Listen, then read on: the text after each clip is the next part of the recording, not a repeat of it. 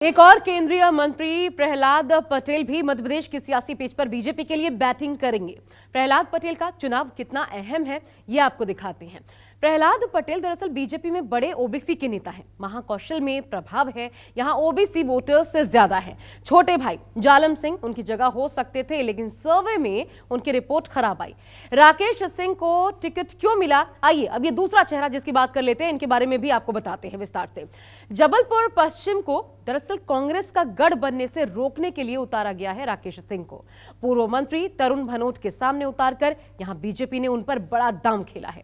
एक कारण यह भी है कि जबलपुर पश्चिम सीट पर कई दावेदार थे और ऐसे में भीतर घात का यहां खतरा था और लोकसभा के लिए नए चेहरे उतारने की तैयारी में है बीजेपी। दूसरी लिस्ट में जबलपुर से 4 बार के सांसद और पूर्व प्रदेश अध्यक्ष राकेश सिंह का नाम होने से साफ संकेत है कि मोदी शाह ने मध्य प्रदेश में चुनावी रणनीति में नया प्रयोग किया है। तीसरे केंद्र पार्टी ने मुझको पार्षद का चुनाव लड़ाया, विधानसभा का लड़ाया, राज्यसभा का लड़ाया, लोकसभा का लड़ाया। पार्टी को लगता है कि मुझे विधानसभा का चुनाव लड़ना चाहिए, तो पार्टी का आदेश सिरोधार्य है। वैसे तो केंद्रीय मंत्री नरेंद्र सिंह तोमर पर मध्य प्रदेश में चुनाव प्रबंधन के साथ चुनाव जिताने की जिम्मेदारी थी, लेकिन अब उन्हें बतौर कैंडिडेट उतार दिया है, वो भी मुरैना लोकसभा की उस दिमनी विधानसभा से जहां पर उनका मुकाबला कांग्रेस के सिटिंग एमएलए से होगा।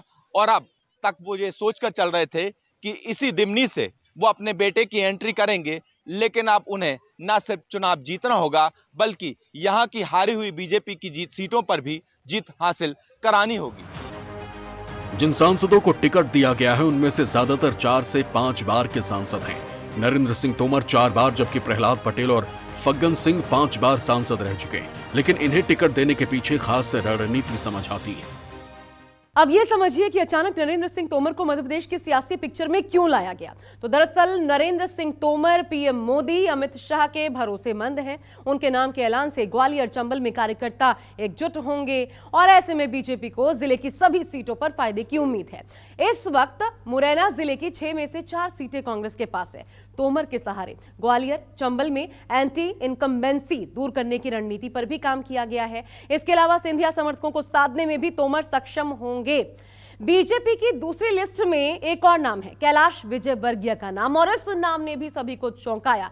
इनको टिकट क्यों दिया गया है, अब चलिए ये भी बता देते हैं आपको। तो विजयवर्गीय के सहारे दरअसल इंदौर की सभी 9 सीटों को बीजेपी साधने की तैयारी में है। जिले की 9 में से 3 सीटों पर कैलाश जीत भी चुके हैं। इसके अलावा कैलाश विजयवर्गीय के सहारे मालवा निमाड़ की 66 सीटों पर भी फोकस रहेगा। बीजेपी सूत्रों के माने तो सीनियर सांसदों के बजाय अब लोकसभा चुनाव में नए चेहरों को उतारने की रणनीति पर काम चल रहा है।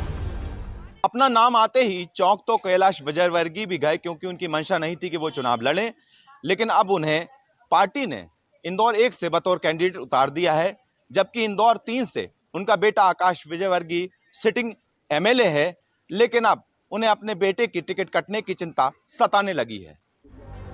पार्टी के रणनीतिकारों का मानना है कि कई सांसद एक ही सीट से लगातार चुनाव लड़ते आ रहे हैं। ऐसे में उनके खिलाफ क्षेत्र में एंटी इनकम्बेंसी होने की आशंका ज्यादा हो जाती है। ऐसे में नए कार्यकर्ताओं को मौका दिए जाने की रणनीति है, लेकिन कांग्रेस ने दूसरी लिस्ट सामने आते ही दावा किया कि बीजेपी हार सामने देखकर घबरा गई है। ये भाजपा में घबराहट की निशानी है।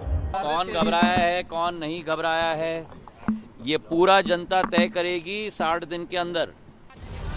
जिन 3 राज्यों में विधानसभा चुनाव पर बीजेपी का पूरा फोकस है, उनमें एंटी इनकम्बेंसी रही है। इसलिए बीजेपी ने नई रणनीति अपनाई है, लेकिन सवाल है कि क्या एमपी की तरह अब राजस्थान और छत्तीसगढ़ में भी पार्टी चेहरे बदलेगी।